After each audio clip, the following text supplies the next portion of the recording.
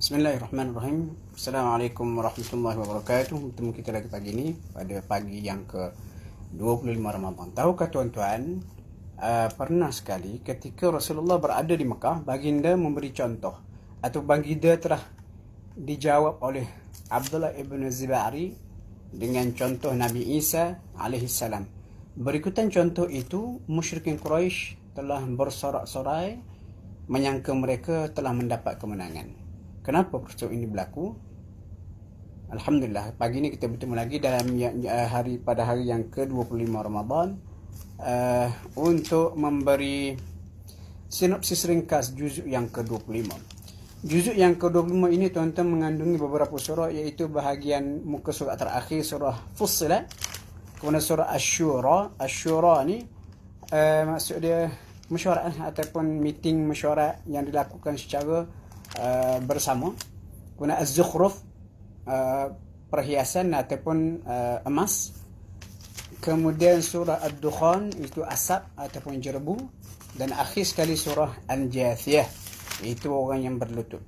Okey, mula-mula sekali pada akhir muka surah terakhir surah Fussilat, saya suka nak menarik perhatian pada ayat yang ke-53.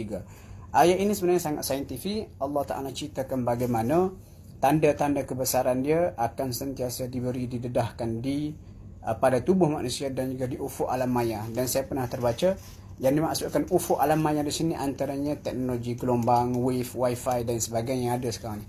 Dan ayat yang ke-53 ini, surah Fussilat, memberi satu galakan kepada kita untuk membuat kajian-kajian ilmiah yang boleh memberi manfaat kepada semua dan membuktikan kebesaran Tuhan.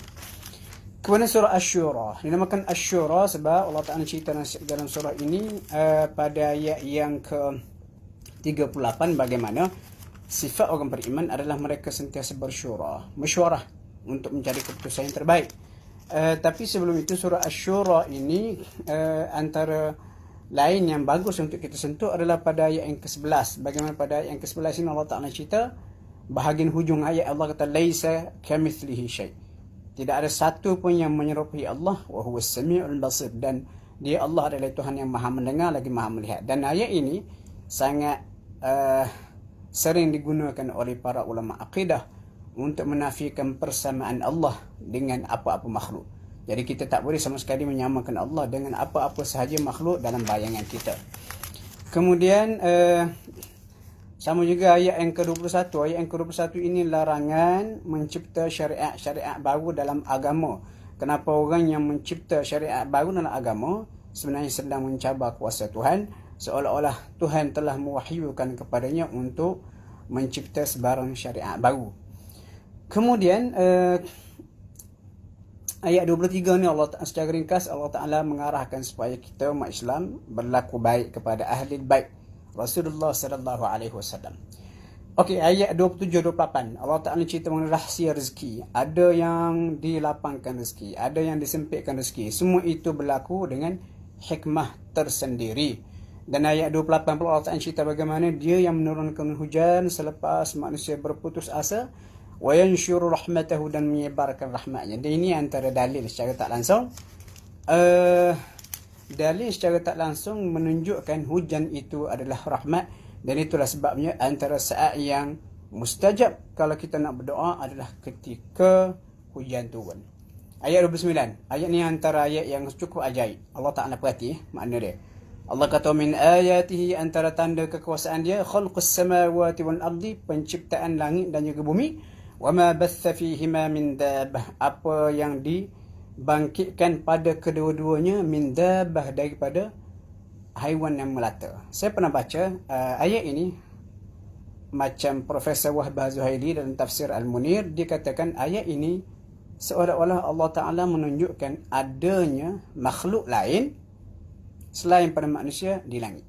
Sebab Allah Ta'ala kata antara tanda kekuasaan dia adalah dia penciptaan langit dan juga makhluk-makhluk yang berada pada keduanya. Kalau kita kata makhluk yang berada di langit itu sebagai malaikat, sebenarnya agak kurang tepat. Sebab pada ayat ini Allah Ta'ala sebut min dabbah, haiwan yang melata. Manusia pun masuk bawah dabbah juga, dan sudah pasti ia tidak termasuk para malaikat. Jadi ini secara tak langsung, kalau kita fikir panjang lagi idea-idea filem fiction yang mengatakan di planet-planet lain, di angkasa, di cakrawala lain ada makhluk asing. Allahu alam, ini mungkin petunjuk yang boleh kita fikir dan juga buat kajian. Seterusnya ayat 30. Ayat 30 ini menarik juga, ini terutama sekali kepada para penghafaz Al-Quran. Allah kata apa? وَمَا أَصَابَكُم مِّن مُّصِيبَةٍ فَبِمَا كَسَبَتْ أَيْدِيكُم. Apa saja musibah yang menimpa kamu itu adalah kerana kesalahan yang telah dilakukan oleh kamu sendiri. Jadi kita sakit kencing manis, salah kita. Sakit jantung, salah kita kerana kita tidak menjaga kesihatan. Dan ayat ini seorang tabi'in, tak silap nama Ad-Dhahhak, dia kata apa? Orang yang hafaz Al-Quran, dia ditimpa musibah, lupa hafazan kerana kesalahan dirinya sendiri, tidak mengulang kaji hafazan yang sepatutnya dia kaji. Dan seterusnya tuan-tuan, Allah Ta'ala sebut dalam ayat-ayat berikutnya banyak perkara lah, isu-isu. Cuma saya ingin menyentuh ayat yang ke-49 dan juga 50. Ini Allah Ta'ala cerita ujian kepada manusia, yang mana mereka ada kala diberikan anak mengikut jantina yang berbeza. Contohnya pada ayat 49 hujung tu Allah kata, yahabu liman yasha'u inatha wa yahabu liman yasha'u adh-dhukur. Allah Ta'ala boleh anugerahkan kepada siapa saja dia kehendaki anak-anak lelaki dan juga perempuan. Sama juga, au yuzawwijuhum dhukranan wa inatha, ataupun dikahwinkan ada lelaki ada perempuan.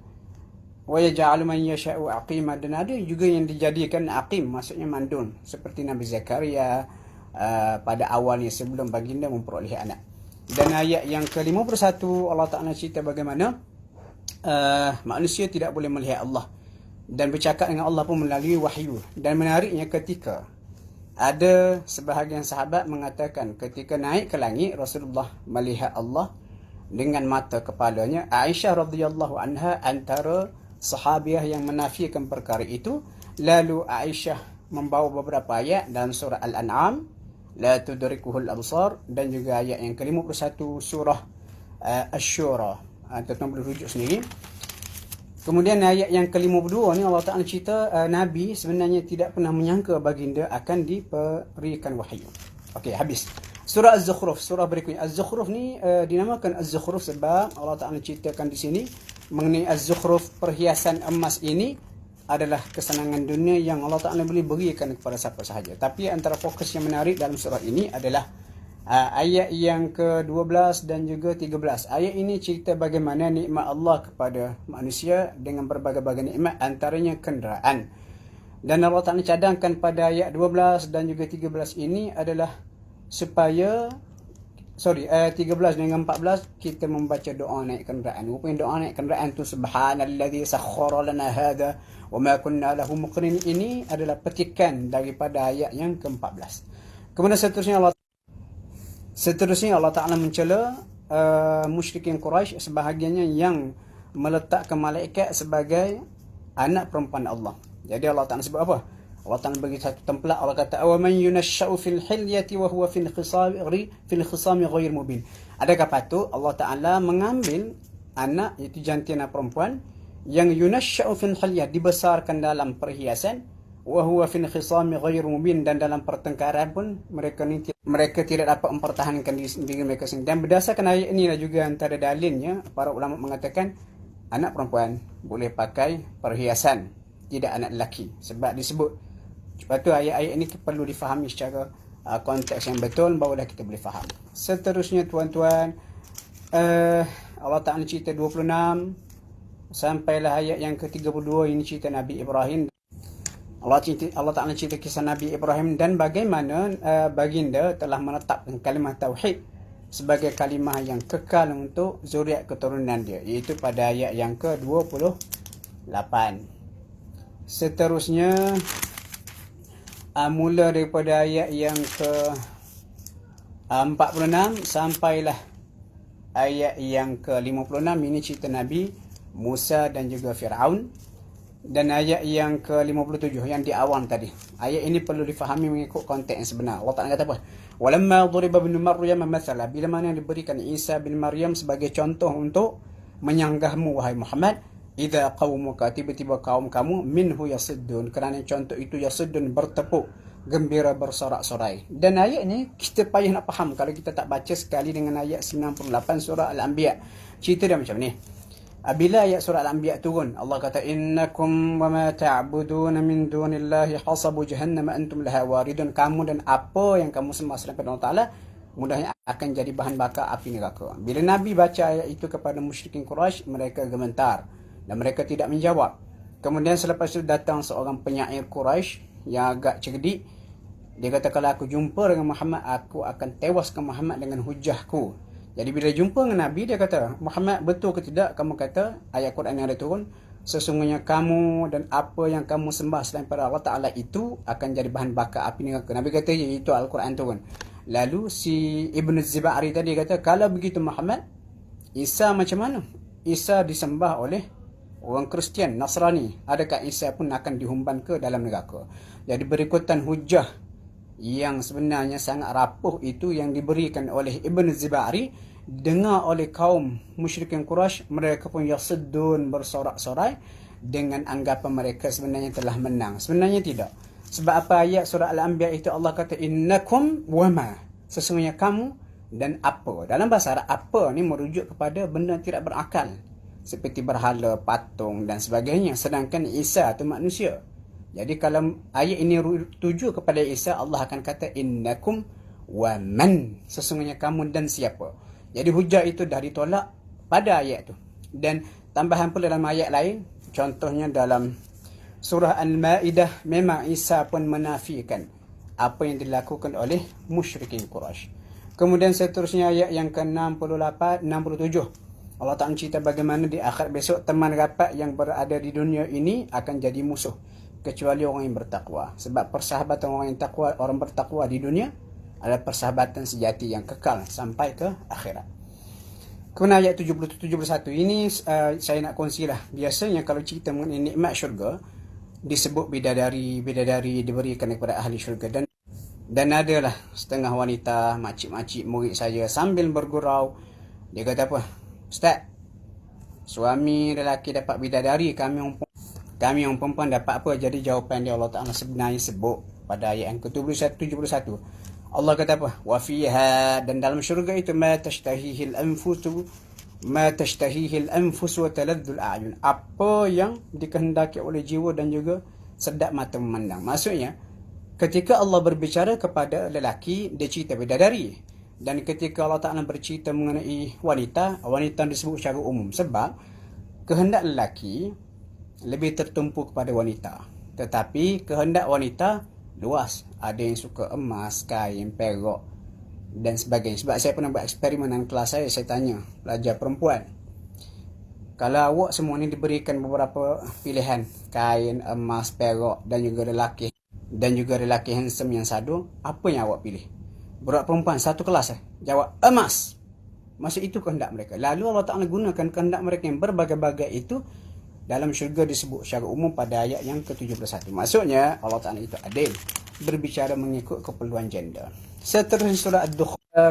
Asap pada Ad-Dukhan dalam ayat surah Ad-Dukhan bukan merujuk kepada asap akhir zaman, tetapi asap jerebu dik kerana kemarau panjang yang menimpa musyrikin Quraisy di Mekah sebagai bala Allah kepada mereka.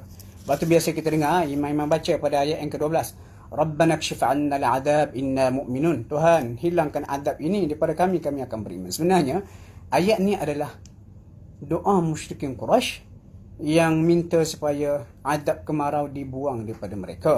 Itu konteks sebenarnya doa tu, panjang cerita tu. Kemudian dalam surah Ad-Dukhan ini juga Allah Ta'ala cerita mengenai nasib Fir'aun dan hari kematian Fir'aun tu pada ayat yang ke-29 Allah Ta'ala sebut fama bakata 'alaihimus sama' wal ard. Langit bumi tak menangis pun kematian mereka. Maksudnya kiasan mereka ni makhluk yang tak berguna. Langit dan bumi pun tak ingin menangis atas kematian mereka. Jadi kalau langit dan bumi tak ingin menangis kematian mereka, adakah langit dan bumi akan menangisi kematian sesiapa? Saya baca riwayat mengatakan orang beriman bila mereka mati, langit akan tangisi, bumi pun akan tangisi. Dan yang terakhir sekali tuan-tuan, surah Al-Jathiyah. Surah Al-Jathiyah ni pun banyak juga isu-isu dia.